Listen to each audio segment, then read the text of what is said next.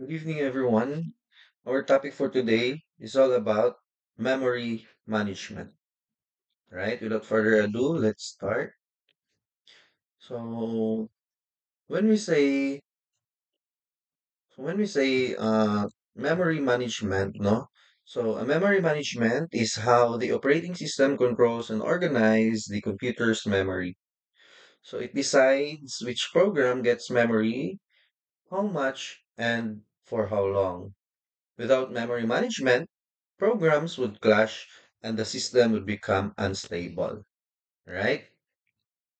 So let's talk about binding logical to physical. No? So we have what we call logical address. So this type of address is the address generated by the CPU during the program's execution. While the physical address naman is the actual location in the memory unit. And address binding, no, is the process of mapping logical addresses to physical addresses. No? So when we say binding a logical to physical, when a program runs, the CPU uses logical addresses like temporary labels. But the actual storage in RAM is a physical or what we call physical address. So the process of matching these two is called address binding. It's like when you have a nickname, or shall we name it as logical, but your real name is physical is what's used officially. Now, let's proceed with the types of binding. There are three types of binding. We have the compile time binding. Okay, so when we say compile time binding, if the memory location is known a priority, no, absolute code is generated. So example of this is the MS-DOS. Okay, so load time binding, if the memory location is not known at compile time, the compiler generates the relocatable code. So the binding is done at load time. Then we have what we call execution time binding. If the process can be moved during its execution from one memory segment to another, binding is delayed until runtime. So it requires the hardware support for address mapping. Okay? So when a program runs, the CPU uses logical addresses, no? I don't know. So that there are three ways address can be bound, no? We have the compile time bounding, so it is fixed during the compilation, and the program always loads in the same memory allocation. Well, the load time binding, it is decided when the program is loaded. Then the execution time binding, it happens while the program runs, so it can move around the memory that needs extra hardware like the MMU or memory management unit. Now let's talk about MMU. So MMU translate logical addresses to physical addresses dynamically. So it uses a page table to map logical pages to physical frames. So example of this is the RAM, no? So the programs only know logical addresses, but the MMU make sure that they point the correct spot in the RAM. Okay? So let's now proceed to partition allocation methods in memory management. So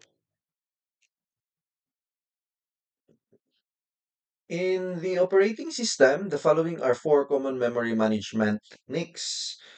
First one is we have what we call the single contiguous allocation, no?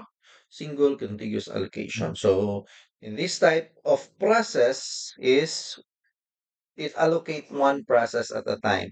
Now, second is partition allocation. So memory cut into blocks. So do not mind the saba. Okay. Okay, so we have what we call partition allocation. So memory cut into blocks, partitions, and page memory, fixed size blocks called pages, and segmented memory, logical segments like the code, data, and the stack. So most operating systems, for example, Windows and Linux, uses segmentation with paging. So a process is divided into segments, and individual segments have pages. So in partition allocation, when there is more than one partition freely available to accommodate a process request, a partition must be selected. To choose a particular partition, a partition allocation method is needed. So a partition allocation method is considered better if it avoids internal fragmentation.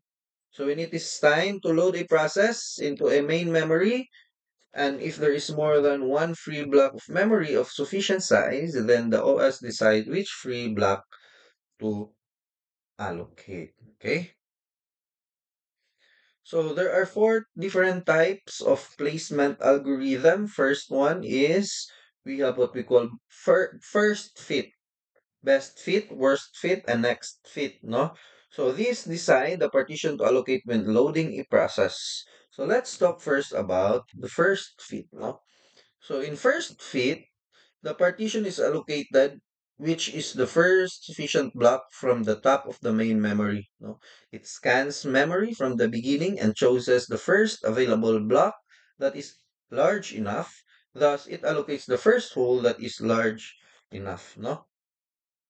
So in the first feed, it looks from the beginning of memory and picks the first block that is big enough, no? So the advantage of the first fit is fast and simple. While the disadvantage is it can cause wasted small spaces and or it can cause wasted small spaces or other term for wasted small spaces or we have what we call fragmentation. Next one is we have the best fit. So allocate the process to the partition, which is the first smallest sufficient partition among the free available partition. It searches the entire list of holes to find the smallest hole whose size is greater than or equal to the size of the process. So the best fit searches all partition and picks the smallest one that fits the process. So the advantage for this is saves memory space, while the disadvantage is it is slower since it checks all the partition, right? So next one is the worst fit. Now the worst fit is allocate the process to the partition which is the largest sufficient among the freely available partitions available in the main memory. It is opposite to the best fit algorithm. Why? Because it searches the entire list of holes to find the largest hole and allocate it to process. Okay, so the worst fit is the opposite of the best fit, no? It chooses the largest available block. So the advantage is it leaves medium-sized holes that may fit future processes. So, well, the disadvantage naman is it can waste big chunks of memory. Next is we have next fit. Next fit is similar to the first fit, no? But it will search for the first sufficient partition from the last allocation point, no? It's similar to the first fit. Is best fit really best, no? So although best fit minimize the wastage space, it consumes a lot of processor time for searching the block which is close to the required size. So also, best fit may perform poorer than other algorithm in some cases. For example, no, here are the example of partition allocation methods in memory management, no. So here we can see the advantage and disadvantages of the partition allocation method. So first one is the fixed partition. So as you can see, this is the advantage, no? It is simple, but it wastes memory, no? While the dynamic partition is, it is flexible, but it is more complex or flexible but complex. The best fit, it saves space, but it is slow, no? Since it has more computational overhead to find the smallest split. Worst fit naman, so it ensures larger processes but also it wastes the memory. So the first fit, it is fast but may fragment memory. Okay?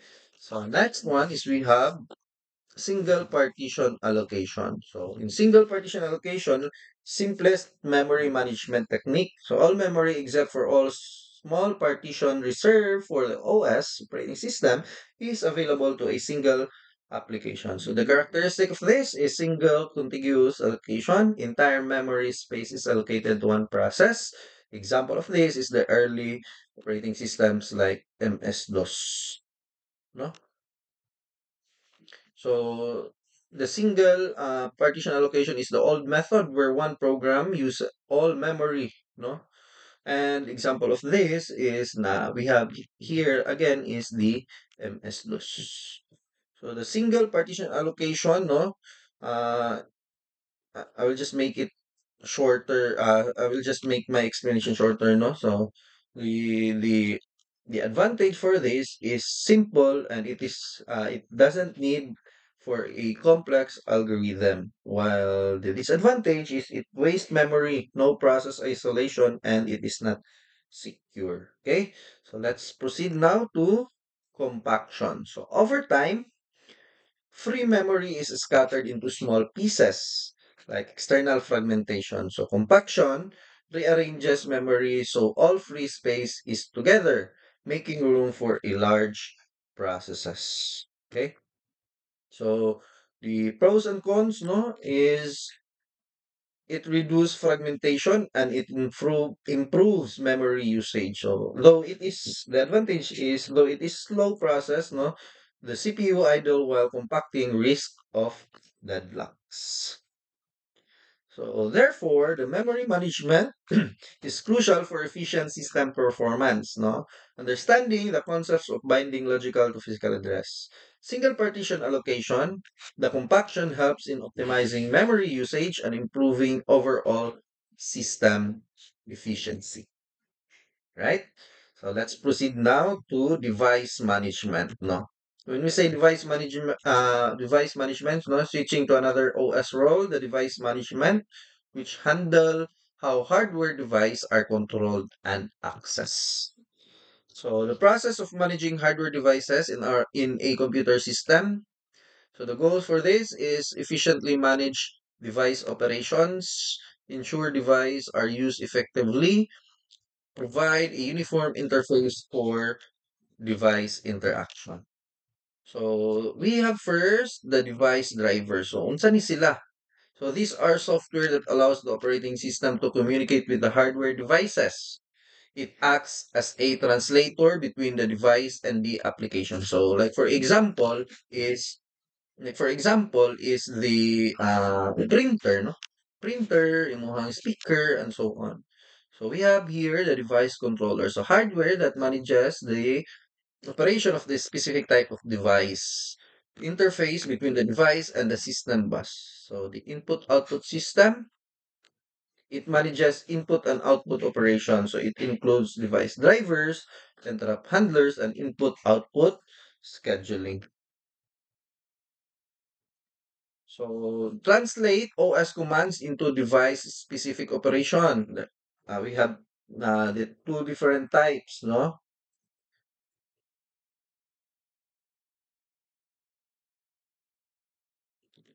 Two different types. We have the character devices where it handles data one character at a time, like the keyboard and mouse, no? Block devices, it handle data in blocks on the hard drive and is SSD, so solid state drive. So the responsibilities is initialization, set up the device and prepare it for operation. The data transfer, move data between the device and memory. Error handling, right?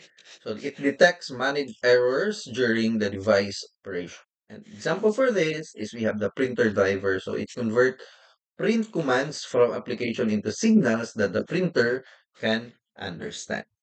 Okay, let's proceed now to the device controller. So the device controller, no, hardware part of it is a hardware part that controls a device. No, it has three different components. We have the control registers or the commands, status registers like the device state, and data registers is the transfer. Example of this is the disk controller for the hard drive. So it manages read and write operations of on a hard drive.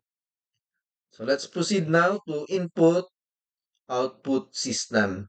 So input output system, no, it manage in all input and output operations. So it uses the two different components. We have the input output is to interrupt the handlers, no? It responds to device signals.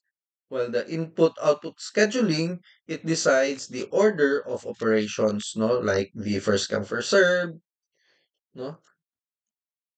So let's proceed now to the device management in modern systems, or MDM. So in modern times, mobile device management is used to secure and control mobile devices in organizations. So it features include provisioning, monitoring, enforcing security, and remote management. No?